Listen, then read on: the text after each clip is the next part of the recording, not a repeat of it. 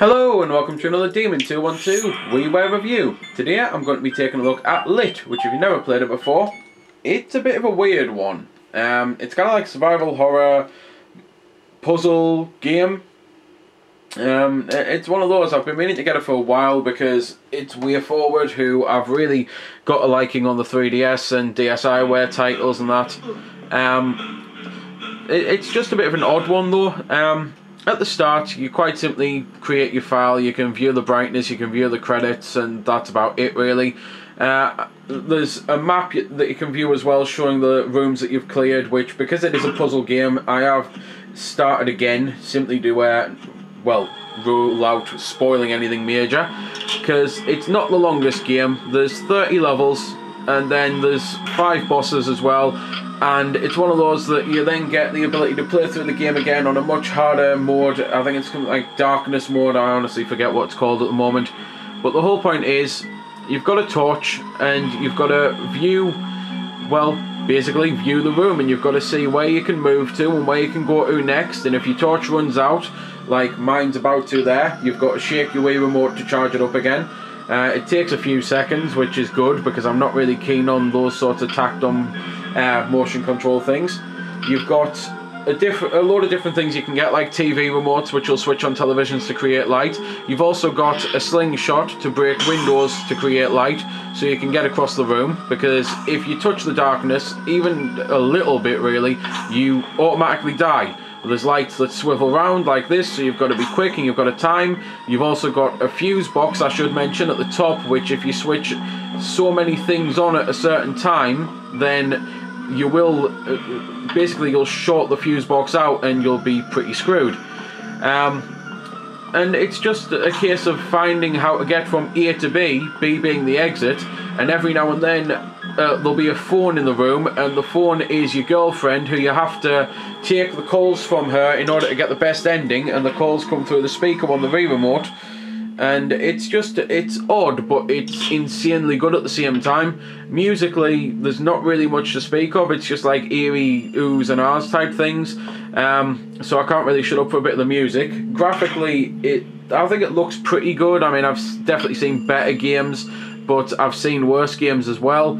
And there's not really much else I can say about the game. I mean, there's some oddities about it, which I've actually seen other reviewers mention, about how if you look at the map at the start, then there's actually places where windows would be from other rooms, and where exits would actually be exiting out the school and that.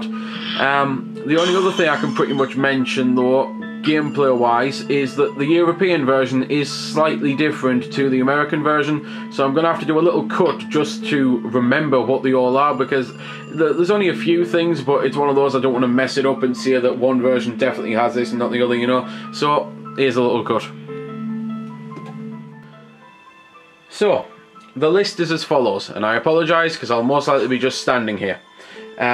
Rachel phone calls come up in certain subtitles depending on the country you're in, so English, French, Italian, etc. The C button activates items and picks things up, whereas in the American version I believe it's the A button. Now that's a problem because the A button does this with your torch. So sometimes you'd be standing right next to a light like this and accidentally switch it off, covering yourself in darkness, dying, when you're just trying to shine the torch around to plan your route. So that's a bit of a major one. Shining the flashlight, objects remain lit for longer. Basically, you might notice that there's some things here so that sparkle and shine, and it's basically to show you that the items are there, so it gives you a bit more time to do that. I don't really think it makes that much of a difference. I honestly don't think if they weren't being shown for as long, I wouldn't register them, you know.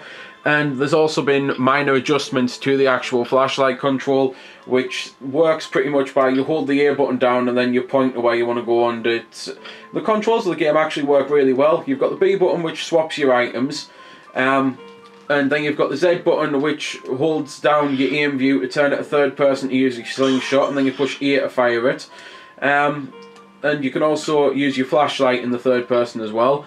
And overall, gameplay wise, I think it's actually a really cool game. It's something that, if you've not tried it out before, for 800 points, I think there's few better WiiWare titles out there, because I've not really been that impressed with WiiWare over the years. That it tends to be more crap than quality, whereas on something like the eShop with the 3DS and even with the Wii U, they've been hitting hard and fast and just been doing a really good job. I think they've basically tried to shake off the remnants of the crap shovelware that WiiWare used to get, like successfully learning XYZ or splitting a Where's Wally iPod game into 5 separate pieces, whereas it was only something like 59p at launch on the iPod, you know, just things like that. I definitely think this is a quality title for those of you who haven't played it, and it's one of those that if you're a big Way Forward fan, I definitely think you're going to want to check it out. So there we go then. That's been the review. I hope you found it helpful. I don't score the games because that's based purely on opinion, so instead I'll leave you to make your own mind up. So thanks for watching, and if you've got any questions about the game that I didn't answer in the vid or that hasn't been answered in the comments, then feel free to ask and I'll help if I can. Also, if you did find it helpful, don't forget to check out my channel because there's plenty more like this up there, and don't forget to subscribe because there'll be plenty more to come as well. So until next time, this has been Demon212, signing off.